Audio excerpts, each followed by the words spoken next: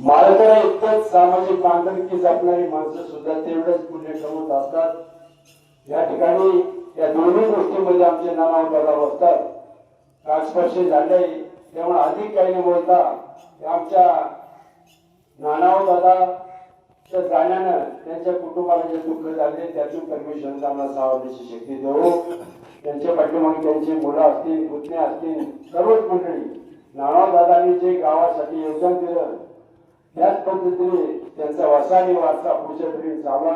या ठिकाणी पुन्हा एकदा नानाव दादांना माझ्या डोंगरे कुटुंबीच्या वतीनं, समस्त जारकडी ग्रामस्थांच्या वतीनं, सर्व संस्थांच्या वतीनं आणि उपस्थित तुम्हा सर्वांच्या वतीने भावपूर्ण श्रद्धांजली अर्पण करतो. दोन शब्द सदस्य यानंतर श्रद्धांजली समर्पित करते देवदत्तजी निकम साहेब, माजी विद्यमान संचालक, आणि यानंतर हरिभक्तपरायण संतोष महाराज टोके श्रद्धांजली समर्पित करून बसायला गेली.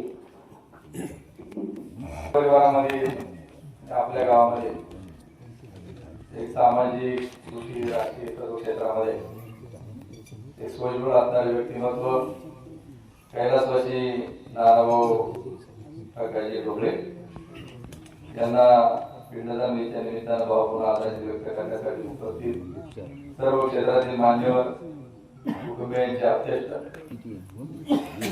त्यांची प्रवचनरूपी सेवा समर्पित झाली की आपल्या तालुक्याचं भूषण, गुरुकुल संस्थेमध्ये युवा असेल, आळंदी असेल, अध्यात्मक म्हणून काम करणार हरिभक्तपरायण केशव महाराज हनुमेश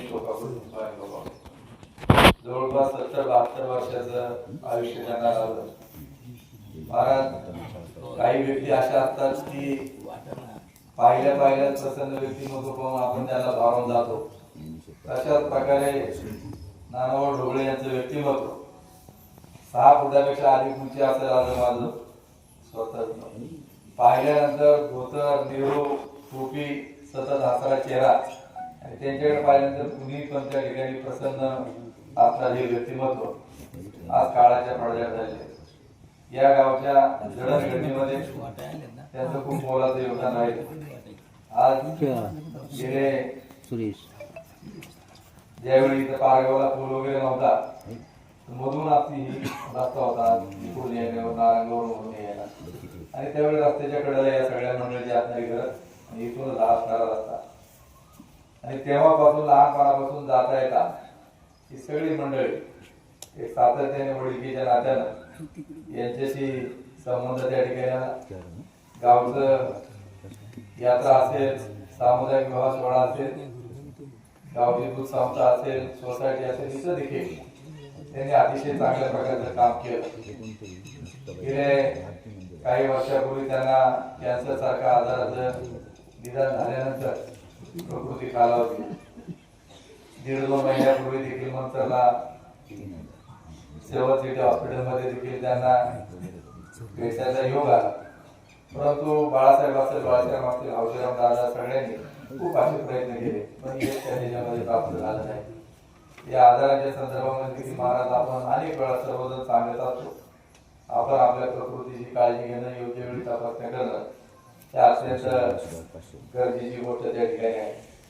मधल्या काळामध्ये तळेगावची संस्था आहे कॅन्सरवर काम करणार, तर त्यांच्याशी आम्ही ज्यावेळी चर्चा केली की विशेष करून महिलांमध्ये गर्भाशयाचे आणि स्तनाचे वाढणारे कॅन्सरचं प्रमाण, आणि म्हणून आता मोबाईल व्हॅनमध्ये लॅबोरेटरी महाराज डेव्हलप झालेली आहे, आणि ती जर अशी गावामध्ये जर लावली कधी शिबिराच्या निमित्ताने तर एक लोकांमध्ये देखील अजून गैरसमज मोठ्या प्रमाणामध्ये, मी जर तपासणी करण्याकरता जर त्याच्यामध्ये गेलो तर चर्चा होईल का यांना त्या आजाराची लागण झाली का काय.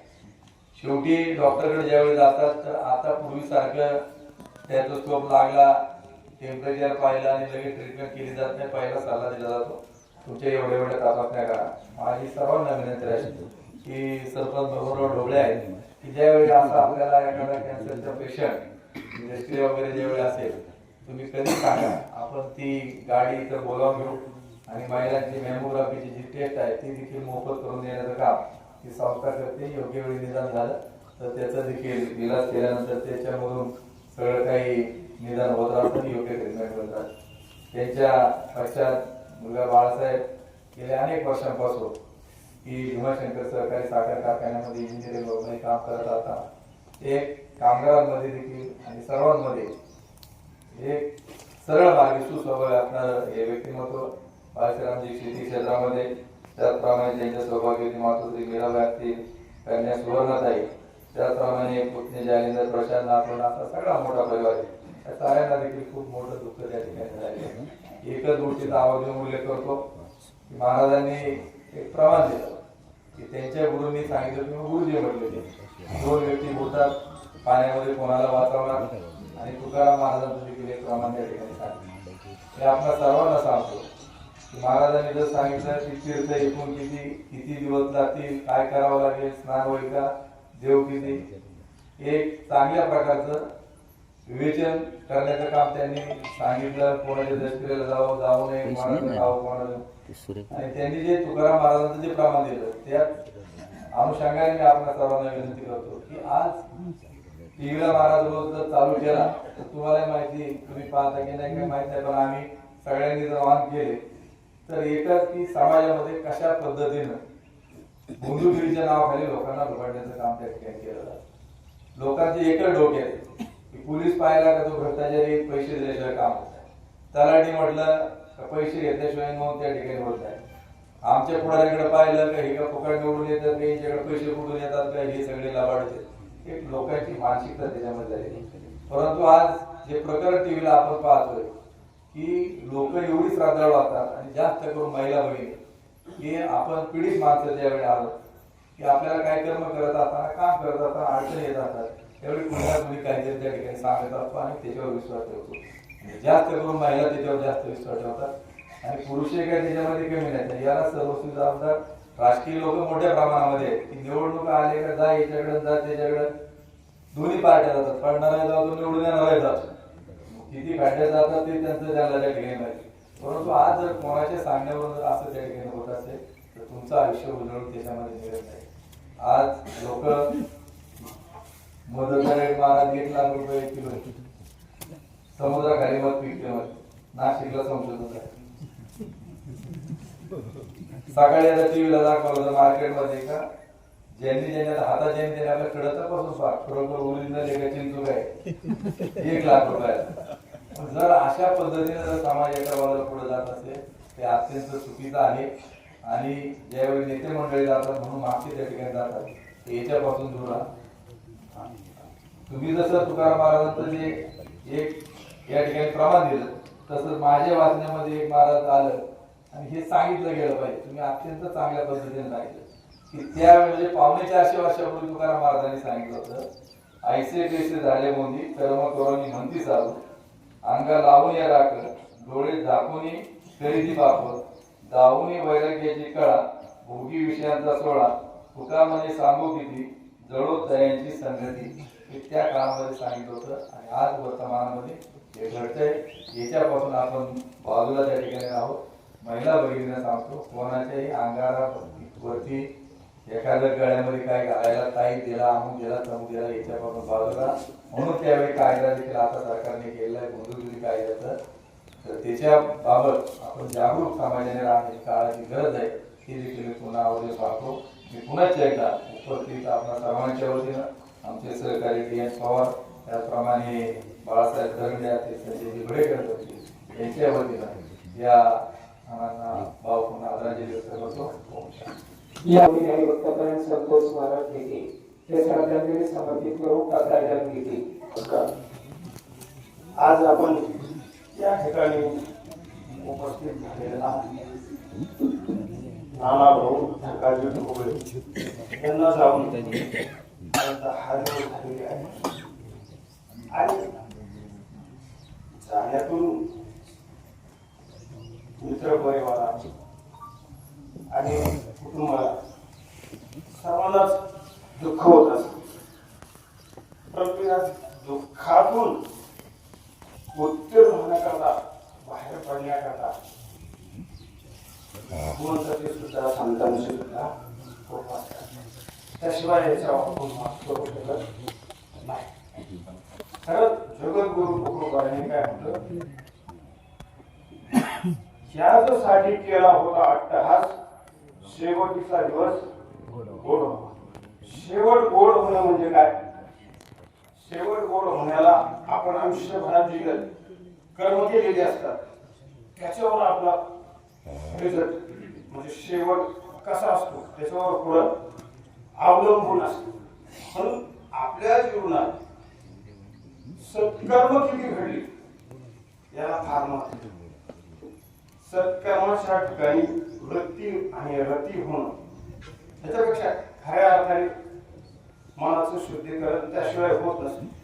आणि समाजाची ही सेवा असते, परमार्थाची सेवा असते, कुटुंबाची सेवा असते. हे सर्व सांभाळणं त्याच्यातून वैयक्तिक परमार्थ करणं हे कर्तव्यातलं फार मोठं माप असतं.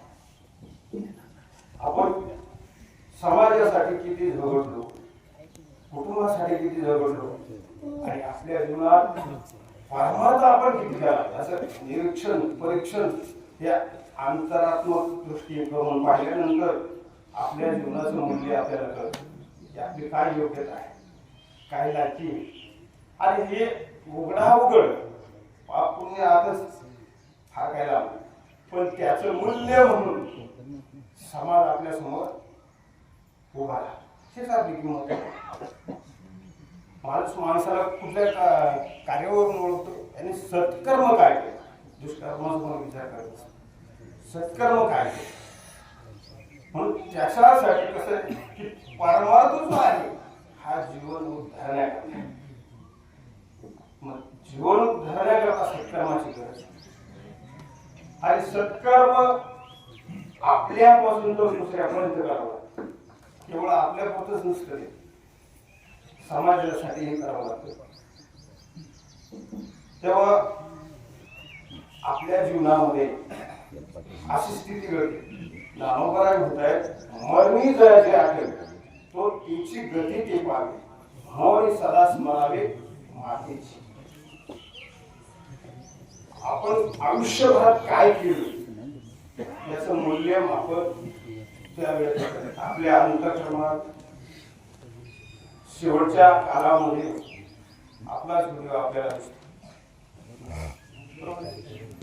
आपण काय केलं ते आपल्या अंतःकरण चक्षुच्या दृष्टीत दिसतं. आपण आयुष्यभरात काय केलं त्याच्यावर आपली आपल्याला किंमत आहे. दुसरी गोष्ट जे सत्कर्म म्हटलं जातं ते त्याच्यात दिसतं आणि आपल्या समोर आपण केलेलंच कर्म फिरत असतं. अंतःकरणाला आपल्या समोर केलेलं जे कर्म आहे आपण ते आपल्या समोर फिरत असतं. म्हणजे याचा अर्थ काय, आपल्याला ते दिसतं आपण आयुष्यभरात काय केलं. मानवी देहाला येऊन जे कर्तव्य ते जर घडलं नाही तर पुन्हा पुन्हा जन्म मृत्यूच्या संसाराला जीवाला प्राप्त व्हावा. आणि मग आपले आपण सोडवण म्हणजे काय, जे कर्तव्य ते केलं पाहिजे. कर्तव्याच्या ठिकाणी जागृत राहणं आणि सेवा करणं हे जर जीवनात घडलं तरच जन्म सफल, अन्यथा अपूर्णच आहे. आपले आपण घरात सोडवत ज्ञानोबाई म्हणतात आपणच बांधलेलो आहोत कर्माने आणि आपणच आपल्याला सोडवायचे. इथं कोणी येत नाही सोडवायचं. तेव्हा बरंच काय बोलावंसं वाटतं परंतु वेळेचा अनुसंधान असलं जात नाही. म्हणून थोडक्यात दोन शब्द कुंजरी म्हणून आमचे काका त्यांना समर्पित करतो. आणि अजून जर तुम्हाला बोलायचं असेल तर